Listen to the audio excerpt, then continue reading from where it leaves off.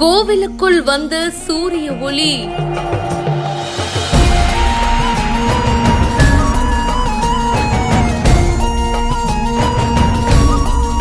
கும்பகோணம் நாகேஸ்வர சுவாமி திருக்கோவில்ல சூரியன் தன்னுடைய ஒளி கதிர்களால இறைவனை வழிபடும் சூரிய பூஜை சிறப்பா நடந்திருக்கு.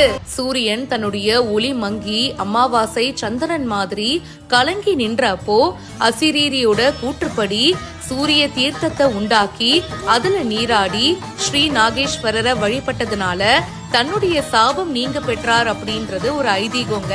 அதுல இருந்து வருஷம் வருஷம் தமிழ் மாசம் சித்திரை 11, 12, 13 இந்த 3 நாட்கள் பாத்தீங்கன்னா சூரியன் தன்னுடைய ஒளி கதிர்களை இறைவன் மீது படரச் செய்து பூஜிக்கும் காட்சி தான் சூரிய பூஜை அப்படின்னு சொல்றாங்க.